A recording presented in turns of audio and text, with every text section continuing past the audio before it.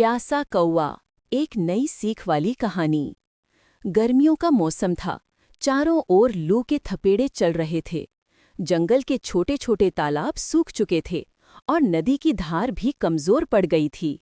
पक्षियों के झुंड दूर दूर तक पानी की तलाश में उड़ते, मगर उन्हें निराशा ही हाथ लगती। इसी जंगल में एक छोटा सा, चंचल और मेहनती कौवा रहता था। नाम था कालू। कालू सुबह से उड़ान भरकर पानी खोज रहा था, पर कहीं एक बूंद भी न मिली। सूरज सिर पर आग बरसा रहा था और प्यास के कारण उसका गला सूख चुका था। थक कर वो एक ऊंचे पेड़ की डाल पर बैठ गया। माथे से पसीना बह रहा था और पंखों में भी जान नहीं बची थी। पर हार मानना तो उसे आता ही नहीं था। उसने सोचा, नहीं, मुझे पानी चाहिए ही चाहिए। ईश्वर ने चाहा तो कहीं न कहीं पानी जरूर मिलेगा। इतना कहकर वो फिर उड़ पड़ा। काफी देर बाद जंगल के अंत में बसे एक सुनसान खेत में उसे एक पुराना बड़ा सा घड़ा दिखाई दिया। कालू की थकी आंखों में उम्मीद की चमक लौट आई। वो फौरन घड़े के पास उड़कर गया और अंदर झांका। घड़े में पानी तो था, लेकिन बहुत नीचे, इतना कि उसकी चोंच पहुंच ही नहीं पा रही थी। कालू परेशान हो गया। उसने कई बार कोशिश की, घड़े पर बैठा, अंदर झुका, चोंच बढ़ाई, मगर सब बेकार। वो घड़े के किनारे बैठकर सोचने लगा, क्या करूं? पानी इतना नीचे है, लेकिन मुझे हार नहीं माननी चाहिए। घड़ा मिट्टी के सूखे मैदान में रखा था।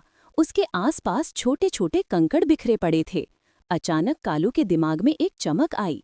उसने सोचा, क्यों ना इन कंकड़ों को घड़े में डाल दूं, शायद पानी ऊपर आ जाए।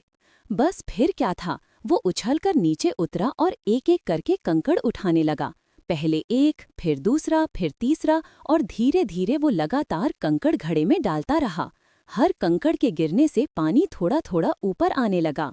काफी देर की मेहनत के बाद आखिरकार पानी इतना ऊपर आ गया कि कालू आसानी से चोंच डाल सके।